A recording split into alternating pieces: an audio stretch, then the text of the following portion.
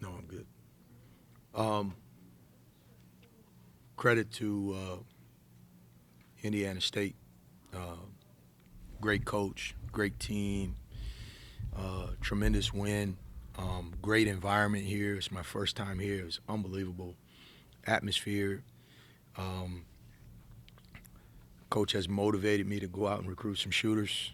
It's just unbelievable the way they give you such a small margin for error defensively, and I thought we held them at bay for a long time, but you knew there was a run coming at some point because a team that's won 28 games and has only lost one game on their home floor, you know there's going to be a storm there at some point, and we talked about that. We talked about it throughout the game. We talked about it when we had the lead. We talked about it at halftime, and I was proud of our guys that in the huddles and in the communication, we still had the right spirit and the right attitude. And again, I think all the credit you have to give to them. They did a hell of a job. Yeah, Rob, just once they got going, about the 2-minute mark of that second half and after they started, how difficult was it to slow down Indiana State's offense? Yeah, it's good, and we knew that was coming. The staff did a great job having the guys prepared for that. So mindset-wise, there was nothing that we saw that surprised us. We didn't expect Kent to be the guy to go for 35. Was it Kent? Yeah.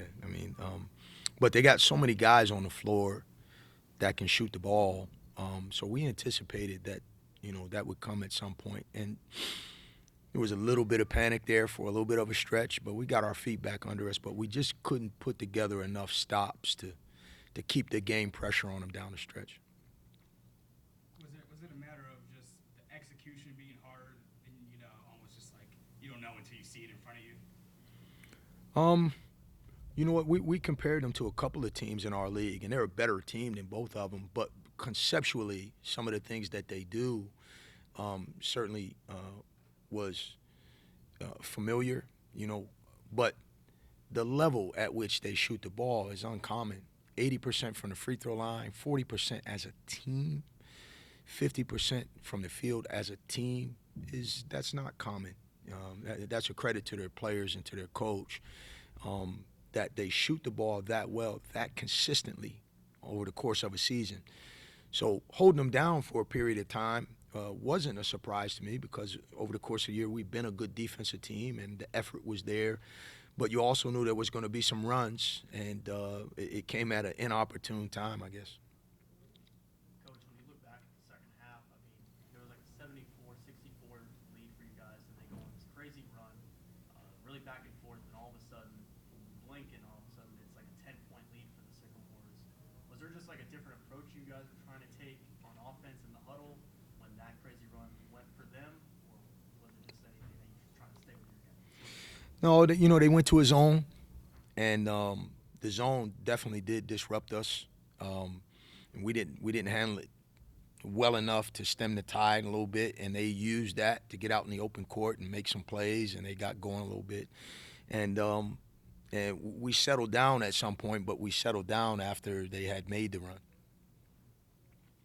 Coach, there were 62 free throws attempted today by both teams, 35 by Indiana State, 27 by you guys. What is the game plan? Was there a changing of opportunities? Talking to your players about, hey, they're blowing the whistle a lot.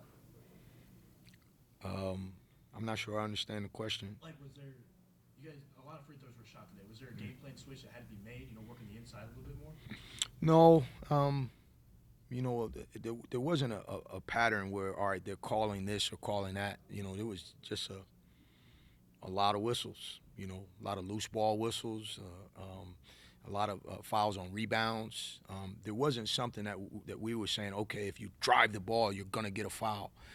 Because that wasn't always the case, so there wasn't a pattern there that you could say, all right, we're going to attack it this way and we're going to get to the free throw line. We were being aggressive, but I would say a lot of the fouls were away from the basket on screening situations and loose ball situations and rebounds. It was an interestingly officiated game.